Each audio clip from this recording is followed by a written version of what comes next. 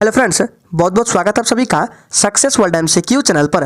तो फ्रेंड्स, अगर आप भी पुलिस बनने का सपना देखते हैं तो जीके के आज के ये 25 प्रश्नों में से कम आपको 12 प्रश्नों का सही सही जवाब देना होगा। तो चलिए देखते हैं कौन से वे 25 प्रश्न हैं। तो आज के सेशन का सबसे पहला प्रश्न है, निम्न में से कौन अपने पद की शपथ नहीं लेता है। ऑप्शन आपके सामने दिए गए हैं और आपको प्रत्येक प्रश्न के लिए आंसर करने के लिए मैक्सिमम 5 सेकंड का टाइम दिया जाता है। आपको इसी 5 सेकंड के अंदर कमेंट बॉक्स में आंसर करने हैं और फ्रेंड्स सेशन के एंड में अपना अपना स्कोर जरूर देना है कि आपने कितने प्रश्न का सही सही जवाब दिए हैं। बिल्कुल ईमानदारी पूर्वक स्कोर देना है।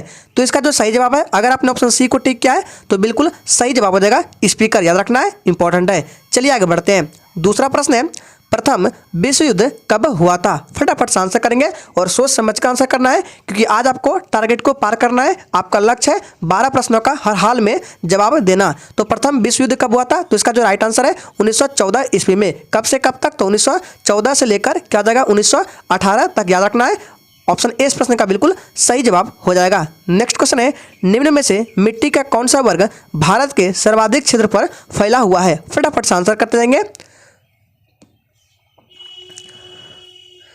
चलिए आपका टाइम खत्म होता है तो इसका जो सही जवाब है जलोढ़ मिट्टी हो जाएगा। ऑप्शन ए इस प्रश्न का बिल्कुल सही जवाब हो जाएगा। नेक्स्ट है, चेंजिंग इंडिया पुस्तक के लेखक कौन है। फटाफट से आंसर करेंगे।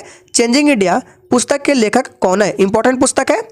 तो इसका जो सही जवाब है ऑप्शन ए के साथ रह जाएगा, डॉक्टर मनमोहन सिंह है। ऑप्शन ए इस प्रश्न का बिल्कुल सही जवाब हो जाएगा। नेक्स्ट है, श्रीलंका को किस वर्ष में आज़ादी मिली थी। फटाफट से आंसर करेंगे। और फ्रेंड्स, अगर आपको किसी भी प्रश्न में थोड़ा भी डाउट है तो तुरंत आप कमेंट करके पूछ सकते हैं, आपको रिप्लाई तुरंत दिया जाएगा। तो श्रीलंका को किस वर्ष आज़ादी मिली थी, तो इसका जो सही जवाब है ऑप्शन बी के साथ रह जाएगा, 4 जनवरी 1948। याद रखना है, पूरा डेट है 4 जनवरी 1948 को। नेक्स्ट है, लाल क्रांति का संबंध किससे है। फटाफट से आंसर करते जाएंगे।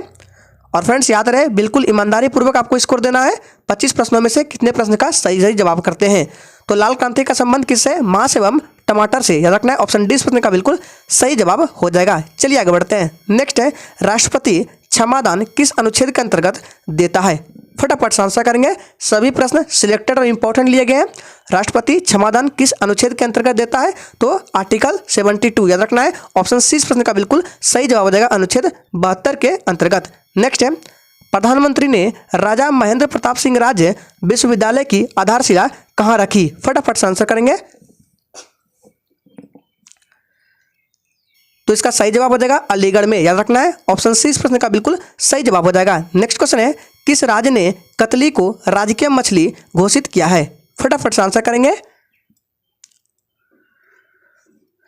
चलिए, तो इसका जो सही जवाब है क्या हो जाएगा, सिक्किम हो जाएगा। ऑप्शन ए इस प्रश्न का बिल्कुल सही जवाब हो जाएगा। नेक्स्ट क्वेश्चन है, 15 अगस्त 2021 को भारत ने अपना कौन सा स्वतंत्रता दिवस मनाया है। फटाफट से आंसर करेंगे। और फ्रेंड्स, जो भी स्टूडेंट चैनल पर पहली बार है, इस तरह के वीडियो को देखने के लिए आप हमारे चैनल को सब्सक्राइब कर सकते हैं। तो याद रखना है, इसका जो सही जवाब है डी के साथ रह जाएगा 75। याद रखना है, 75वां स्वतंत्रता दिवस मनाया है। ऑप्शन डी इस प्रश्न का बिल्कुल सही जवाब है। नेक्स्ट है, DCM ट्रॉफी किस खेल से संबंधित है। चलिए आंसर करेंगे।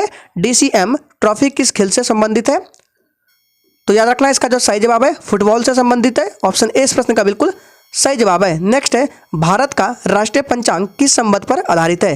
फटाफट से आंसर करेंगे। कई बार यह प्रश्न एग्जामों में पूछा गया है, भारत का राष्ट्रीय पंचांग किस संवत पर आधारित है, तो इसका जो सही जवाब है शक संवत पर। याद रखना है, ऑप्शन बी इस प्रश्न का बिल्कुल सही जवाब हो जाएगा। नेक्स्ट है, विद्युत धारा का एसआई मात्रक क्या है। चलिए आंसर करेंगे, विद्युत धारा का एसआई मात्रक क्या है, तो याद रखना है एम्पियर है। ऑप्शन सी इस प्रश्न का बिल्कुल सही जवाब हो जाएगा। नेक्स्ट है, प्रथम रोबोट जिसे मानव का दर्जा दिया गया। फटाफट से आंसर करेंगे, कौन सा रोबोट है, तो याद रखना है प्रथम रोबोट जिसे मानव का दर्जा दिया गया कौन सा है, सोफिया है। ऑप्शन बी इस प्रश्न का बिल्कुल सही जवाब हो जाएगा। नेक्स्ट है, भारत नाम की उत्पत्ति का संबंध प्राचीन काल के किस प्रतापी राजा से है। फटाफट से आंसर करेंगे। भारत नाम की जो उत्पत्ति है इसका संबंध प्राचीन काल के किस प्रतापी राजा से है, तो याद रखना है, इसका राइट आंसर भरत चक्रवर्ती हो जाएगा। ऑप्शन सी इस प्रश्न का बिल्कुल सही जवाब हो जाएगा। नेक्स्ट है, हवा महल कहाँ स्थित है। फटाफट से आंसर करते जाएंगे कमेंट बॉक्स में, हवा महल कहाँ स्थित है, तो हवा महल जयपुर में स्थित है। ऑप्शन बी इस प्रश्न का बिल्कुल सही जवाब हो जाएगा। नेक्स्ट है, स्वामी दयानंद सरस्वती का मूल नाम क्या था। फटाफट से आंसर करेंगे। तो ध्यान दीजिएगा, स्वामी दयानंद का मूल नाम मूल शंकर है। ऑप्शन बी इस प्रश्न का बिल्कुल सही जवाब हो जाएगा। नेक्स्ट है, भारत की संविधान सभा किसके अनुसार गठित की गई? मोस्ट इंपॉर्टेंट प्रश्न है, कई बार एग्जामों में पूछा गया है। फटाफट से आंसर करेंगे। भारत की संविधान सभा किसके अनुसार गठित की गई? तो याद रखना है किसके अनुसार? कैबिनेट मिशन योजना के अनुसार। ऑप्शन डी इस प्रश्न का बिल्कुल सही जवाब हो जाएगा। आप लोग कमेंट करके बताएंगे कि भारत में कैबिनेट मिशन योजना कब आई, डेट क्या था, आपको आंसर करने हैं। देखते कितने बच्चे आंसर कर पाते हैं। कैबिनेट मिशन योजना भारत कब आया? नेक्स्ट क्वेश्चन है, भारत का सबसे बड़ा शहर जनसंख्या की दृष्टि से कौन सा है? फटाफट से आंसर करेंगे। शहर पूछा जा रहा है, ना कि राज्य।